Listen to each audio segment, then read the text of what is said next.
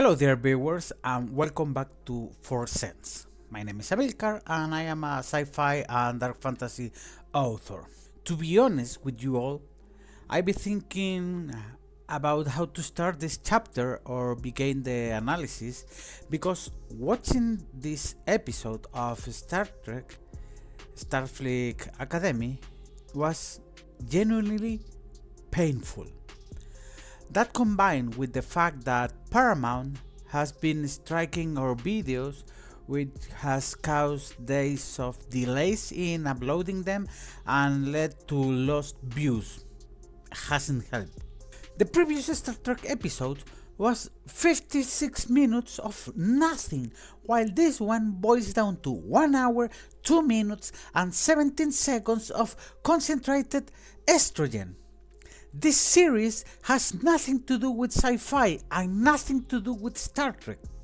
As I said in previous video, while I am not a huge Star Trek fan like most of authors, most of sci-fi writers, I know what a Romulan, a Klingon and a Borg are. I know who Data is, who James Kirk and Jean-Luc Picard are, who Scotty, Sulu and Uhura are, and of course who Spock and Khan are, and I am just naming a few of the top of my head because they were the first that came to my mind. I'm sure some die-hard Star Trek fan will lynch me for mixing up names from different eras and seasons, but the point is that those characters I mentioned are real sci-fi characters from a proper series, and that's totally different to the thing because they are not even characters, the thing that you find in this show. I'll say it again, Starfleet Academy is not a sci-fi series. In fact, as one of the showrunners, specifically Alex Kurtzman, mentioned it, this is basically Grey's Anatomy in the future. And yes, I avoided saying in space because it barely even qualifies as that. It's a show without its own identity or soul. It's simply a collection of lifeless characters running in circles around a political agenda.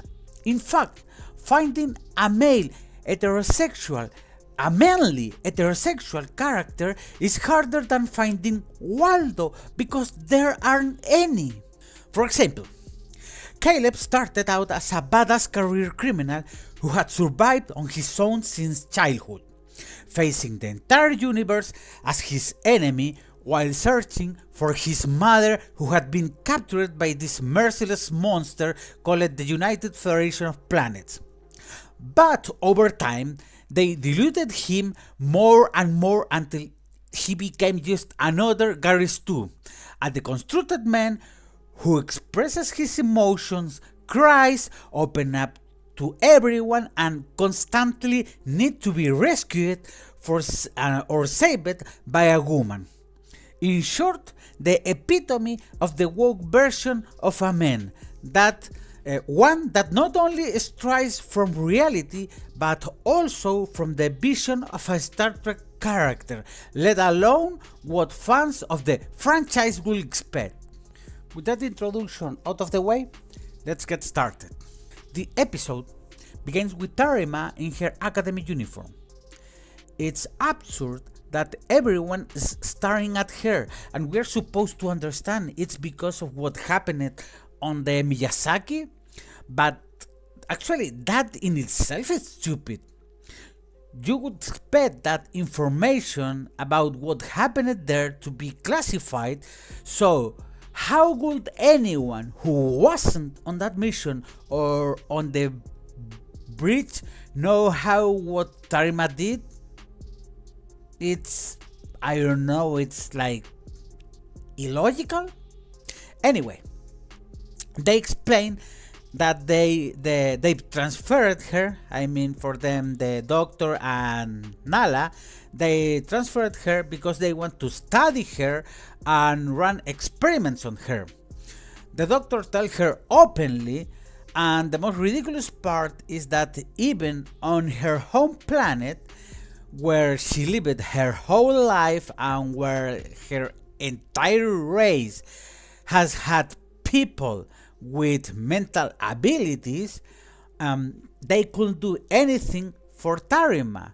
So, how is the Federation supposed to succeed if the world where she came from before her, they weren't even part of the Federation because they were in isolation? It's just absurd, simple absurd. One of the things that annoys me the most is the utter lack of continuity in the show. In the previous episode, the cadets seemed in much better spirit than they do now. In this one, absurdly, everyone is back to being in a bad mood again. Nala speaks as if the Miyazaki incident happened just 3 days ago, which is incredible. And by the way, why it's always Darren who's absurdly picking a fight with everyone else? Oh, right, sorry, I forget. It's because he's a white man. Of course it's because of that. So, he has toxic masculinity because every white man has toxic masculinity. God! The sheer number of stereotypes they created and inserted into this crap is impressive. After that, they show the rest of the main group arguing among themselves during a meteor storm simulation. As I said, it's been over 2 months since the Miyazaki incident, and that's the explanation about why they're still harping on the same thing? Are you telling me that in all that time, including their space spring break, the instructors never addressed the topic? Of course not. Of course. How could they when they have professors or teachers like Jet Reno who instead of correcting the cadets and their mistakes, she, like a proper teacher, guiding them, no, she speaks to them with sarcasm and arrogance while mocking them. Of course, because she's another piece of shite. Tarima doesn't want any contact with Caleb. He tried to get close to her and she just like, I don't know who you are. And this is for who knows what reason. For someone who can read emotions as she is, she has absolutely zero self-awareness or awareness of her surroundings. That's a fact. The point is, to cure the cadets, they bring another character from a previous show. And surprise, surprise, it's another woman with issues around self-control when it comes to food, because 90% of this showcast seems to be fighting a war against diabetes. The character they bring is Sylvia Tilly. She's a theater professor because apparently theater is how the students are going to overcome their pseudo PTSD. And as usual, she's another obnoxious character. One of those types who says, "You know nothing, so do everything I say." And her attitude of, "if you don't do what I tell you, you'll fail," remind me of those identity politics and gender ideology classes they in some college they forced on kids on college and schools, where if they don't say amen to everything the teachers say about how men are the embodiment of evil, they flunk. In fact, the scene where Darren asks what theater has to do with being a Federation officer, which is a proper question, she replies that 8 out of 10 cadets asked that question, and the other 2 became captains. Because, of course, learned theater is the most important thing when you wanna be a space traveler, when you wanna be the captain of a spaceship. Anyway, to me, all this conversation, all this speech, if you wanna call it that way, from this character, to me looks like a display of narcissism from the producers, the showrunners, and the actors who are involved in this project, because they think their work is the equivalent to a doctor saving life. And that scene is a reflection of everything that's wrong with Hollywood today. Sam gets excited about the class because her character is so dysfunctional that she behaves like a 12 years old all the time. So, from there, they head to their rooms. Tarima is rooming with Genesis and Sam, and the latter is memorizing info from a tablet by reading it at insanely high speed, but reading it, because why instantly and automatically download all the information she needs into her memory bank when she can just read it? Of course. Yeah. The thing is that while talking with Tarima, Sam starts philosophing about creativity, and it's just ridiculous. Because the showrunners can't even grasp the difference between creativity and necessity. For example, analyzing their example of the pillow. It originated from the need to keep the head at the striker angle relative to the body and to protect it from insects and vermin, since people slept on the floor. It wasn't creativity, you them psychofunctional idiots. And another question, why the hell does an hologram need underwear and why it's inserted into her ass? I mean, holographic clothing is just a skin, a bloody skin. It's something that only appears as a coverage, but doesn't actually exist there. It's not real because it's an hologram. I swear, this show is garbage. These scripts are garbage. The performance is garbage because the actors aren't even capable of understanding that the characters are incoherent. They are so immersed in playing themselves that they overlook details like being an illusory figure, or in this case, an hologram, not a real human being. And I said it before, and I'll repeat it. They can go 2 minutes on the show without the writers of this trash falling into some error or inconsistency. Everything is so purely done that they can't even check the coherence of the disgusting world they created. For example, Sam keeps complaining about glitches as if they were some kind of ailment. And no, you don't have muscle to have a muscle spasm. You don't have a nervous system, so you don't feel physical pain. You are an hologram, an artificial element. God, what other shit of this series? They don't even know the basics of sci-fi. Machines don't feel pain. It's that simple.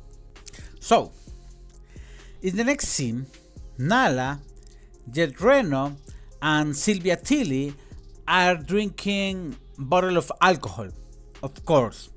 I'm talking about the cadets.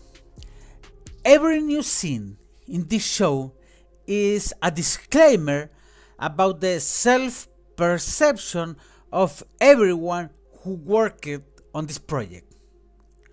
We are the woman time for God. Of course, that's how it is, because everyone involved in this series is suited for this and probably isn't suited for anything else. And yes, at this point, anyone might think I'm just attacking instead of analyzing. But the thing is, there is nothing to analyze. They don't even give me anything to work because there is nothing there. 90% of this show is identity politics and self-insert from the showrunners. That's why I don't analyze anything, because there is nothing to analyze, and we have already wasted 12 minutes of the episode. Just and only 12 minutes. Let's continue. They are in theater class. Tarima keeps acting like a teenager around Caleb. Gaiden recites Klingon opera.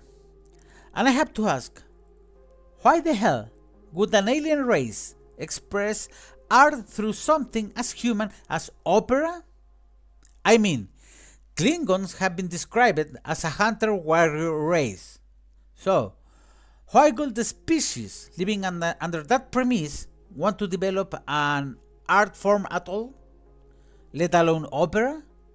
And yeah, I know you can tell me, no, but this has been always this way in Star Trek. Okay, I can get it. But this is the thing. If they want to keep some elements of the old Star Trek, why they didn't keep all the elements? Because they've been changing.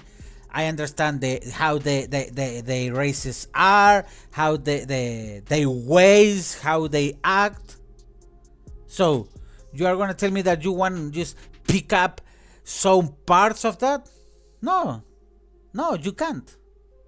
In this kind of thing, it's all or nothing. That is. And here's where I exploded again. Sam says she's going to perform a play from 1,000 years ago by an author named Thornton Wilder. And the play is Our Town. How long are we going to keep getting these modern references? In those 1,200 years, has nothing new happened that they have to keep referencing events and characters from the modern world over and over and over? And to make it worse, it's the United Federation of Planets, not the United States of America. What I mean, it's that all the references are American. They don't make a single damn reference to works or characters from any other country or nation. And that's because the showrunners and writers are so ignorant that they can't even ask ChatGPT about authors or characters equivalent to those in American culture, but from other countries or nation. A quick example by asking an AI, Federico Garcia Lorca, Spanish, and his play Blood Wedding works. It's that easy. And you can tell me, no, but this has been always this way because the main focus for the show are Americans. I can get it. But you don't need to treat your audience, your viewers, as retards. You can make something different to make this coherent because you respect your audience, you respect your viewers, you respect the spectator, the consumer. It's that easy. So, Tilly asks Tarima about that play, and she responds with an analysis of it. Why the hell would a Betazoid, a member of a race that separated from the Federation, knows something as obscure as a specific play by a human American author writing in 1938?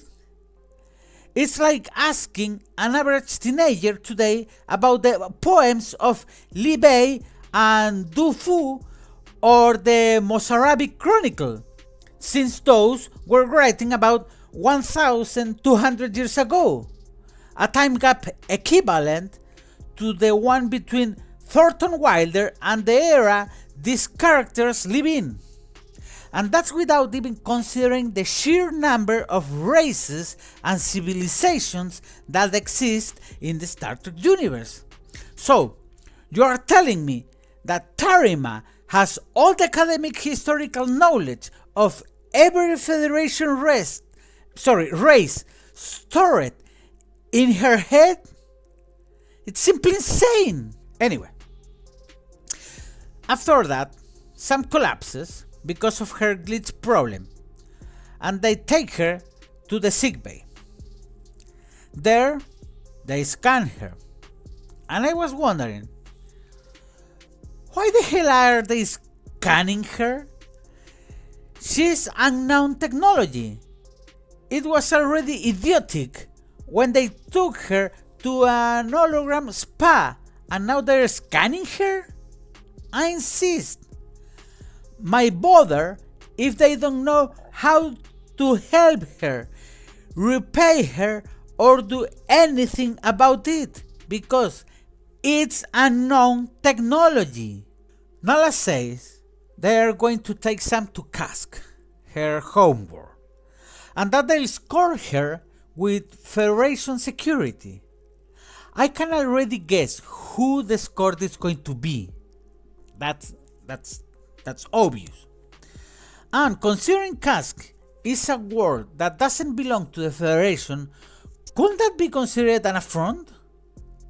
I mean, from the way she speaks and her tone, it's painfully clear that Nal intends to impose, because that's what she impose her will on a world that has no connection to them.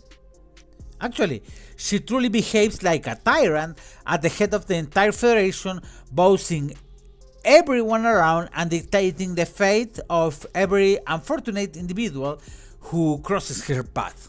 And the worst part is that Sam is supposedly at the Academy to investigate whether it's even worth having contact with organics again or not. And Nala wants to do something that will not only guarantee that Sam never returns to the Academy, but will also make the Photonics never want to have any contact with organics ever again. It's honestly hard for me to believe that someone wrote such a garbage character and thought it was a good idea, and that without the intention of sabotaging the series or just trolling. That for sure. Once again, at this point, I'm going to split the plot into two parts to analyze it better and to make it easier for everybody.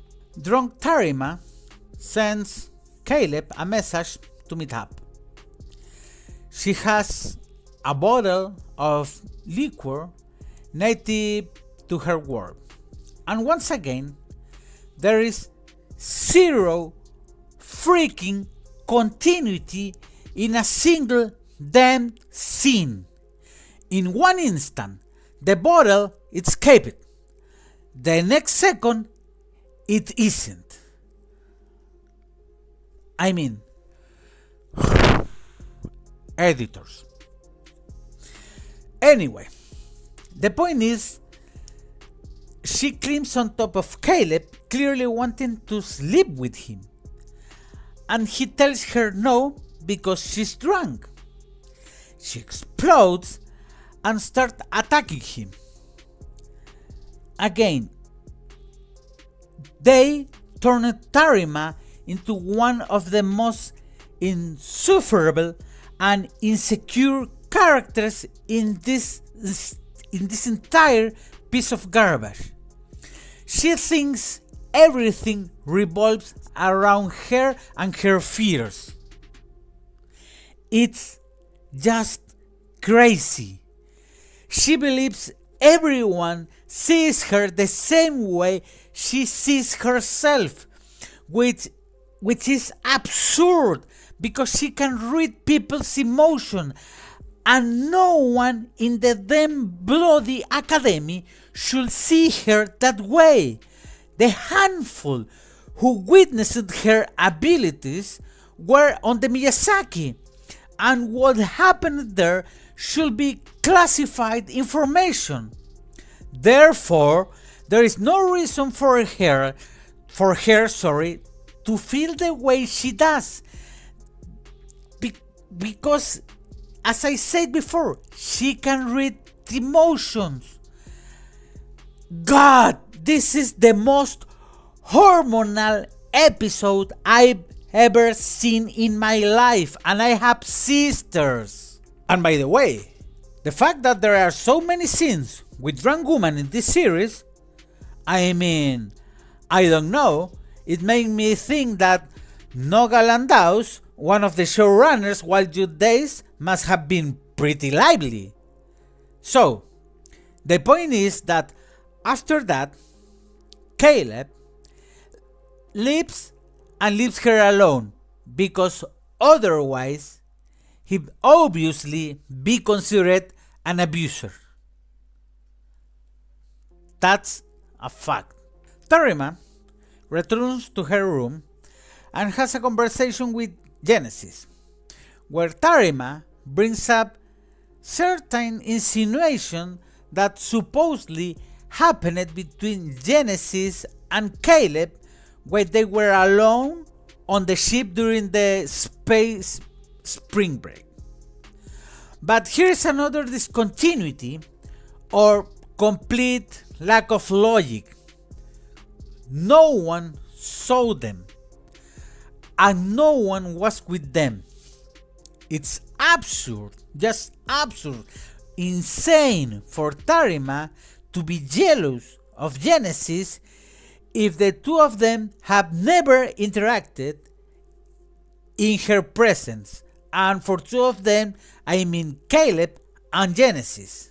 Actually, Genesis spent far more time with Darren than with him whenever Tarima was around, because that was during joint exercises with the War College. As I said, bloody continuity. At this point, it feels like the previous episode didn't even exist for the showrunners. It's that simple. The next day or a few days later, I don't know, and honestly, don't care. They're back in theater class, and the idiot professor starts analyzing Our Town, because that was the play Sam chose before she collapsed. And the writers are so damn retarded that they did this after rewatching the play, and what's annoying me the most is that it makes the episode absurdly more complicated, because the average viewer isn't going to remember Our Town, let alone recognize what the play is about. The showrunners are such a morons with their heads so far up their own asses that they think their little bubble is the real world. Our Town is an American classic in theater circles, and it's considered very famous, but in certain environments. That is the bubble they are immersed in. But since they never leave their bloody media bubble, they believe the entire goddamn world sees things the same way they do. It's no wonder this trash show has rating so low it doesn't even appear in Paramount Plus rankings. Anyway, in the end, the viewer is left hanging, trying to piece together the dialogues and the analysis of the conversation in the play. And if I must be honest, it's almost impossible. And as a result of the scene, everyone starts crying.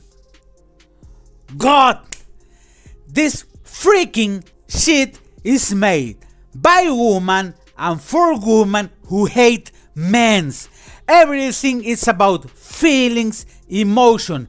How I feel, how you feel, let's cry together. Drama, drama, drama. This episode is such an enormous ocean of estrogen that just watching it feels like my balls are going to fall off. This freaking garbage is not sci-fi. It's a shitty drama that has absolutely nothing to do with sci-fi. This trash isn't Star Trek. It's nothing more than a fucking episode of Grey's Anatomy set in the future. Not even space, just in the future. And even then barely, because it has way more 20th century crap than 32nd century elements. Bottle of tequila, turntables, and fast food level junk you can find in any corner joint. This wasn't made for fun. It was made for a freaking agenda.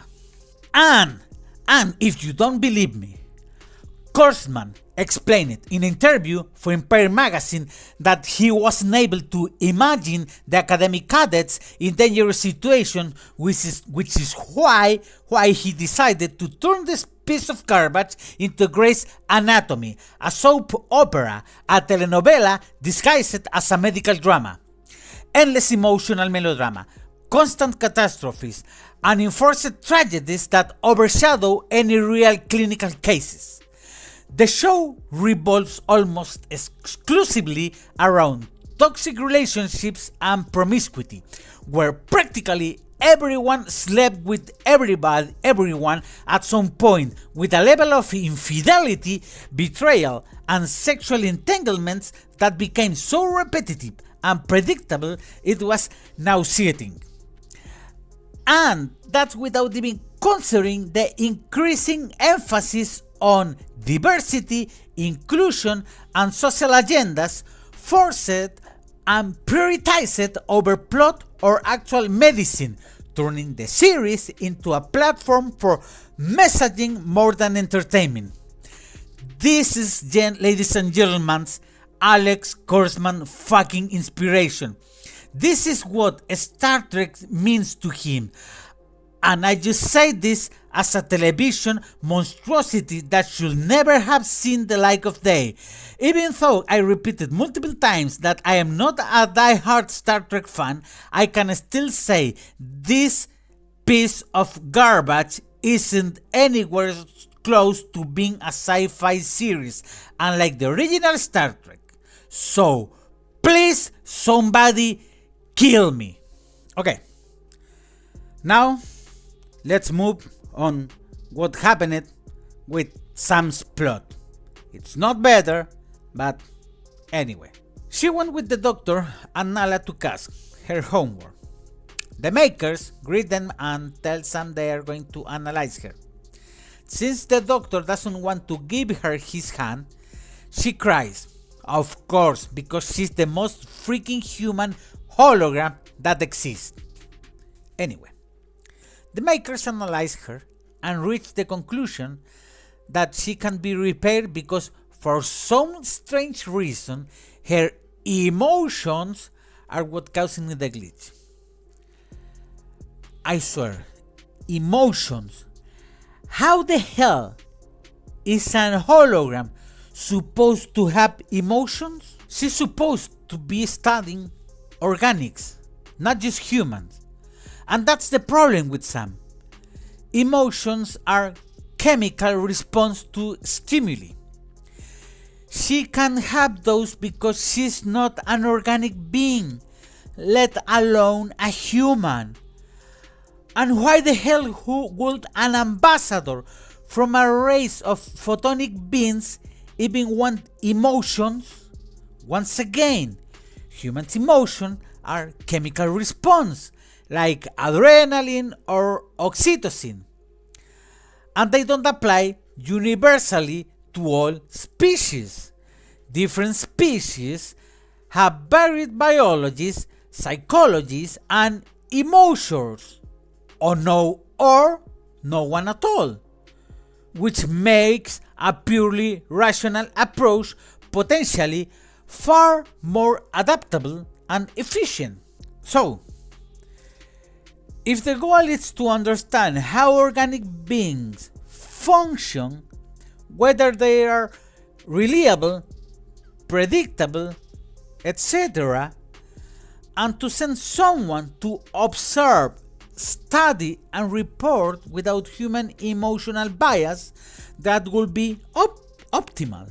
No optional, optimal. Someone or something like C-3PO from Star Wars would be a much better choice than Sam.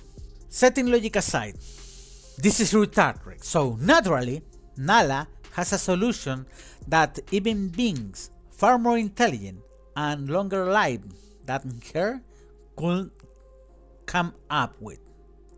Of course, because she's the best of the best. I swear, this freaking garbage is inedible. The maker explains that Sam's problem is basically that she doesn't know how to handle her emotion, and that this happens because she never had a childhood, one of the stages where people learn to manage their emotion. And I was wondering how many sci-fi series are with the same topic, that we are talking about beings or human beings that were born artificially, and they grow up to a mature stage in hours or minutes. I just wondering.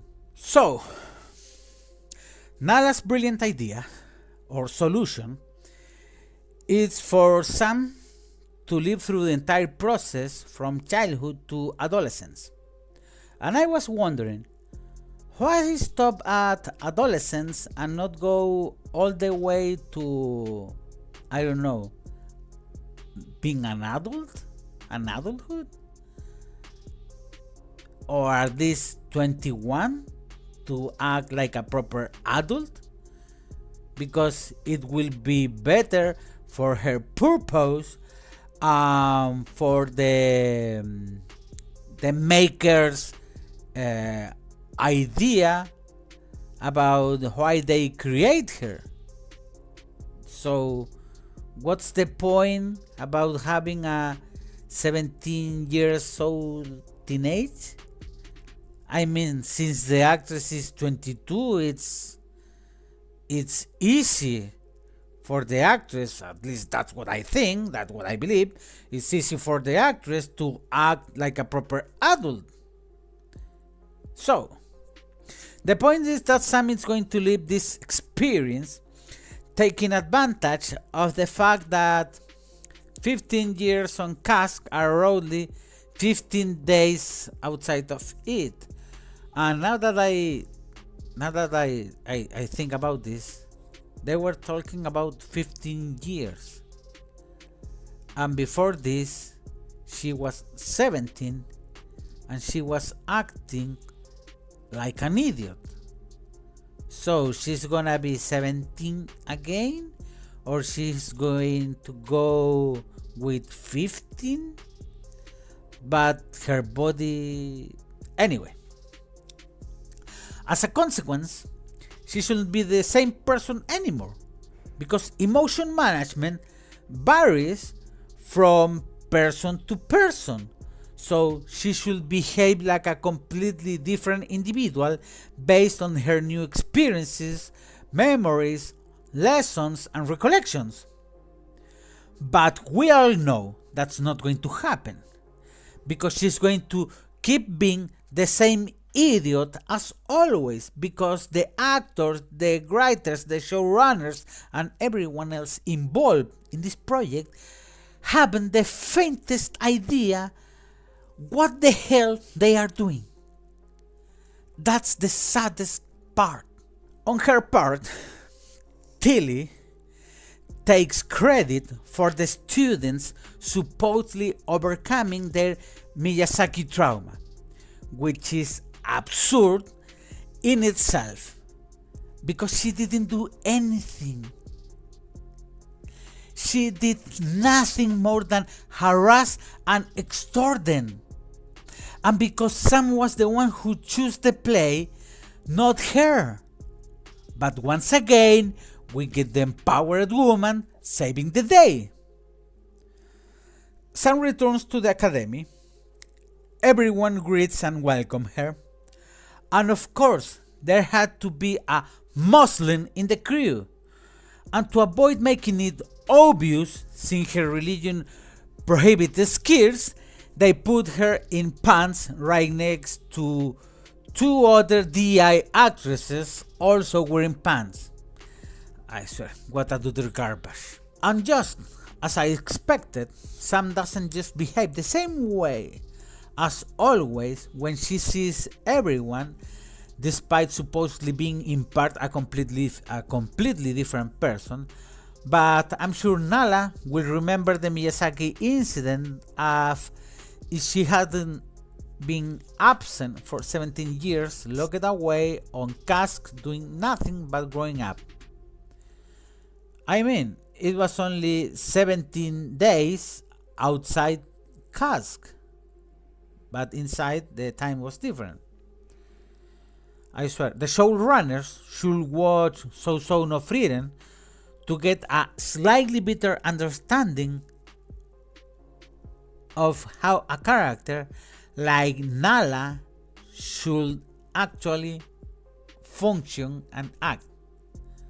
But even if they do, there is no difference because according to my understanding, the second season is already complete and recorded, so yeah. And that is for this episode of ForSense.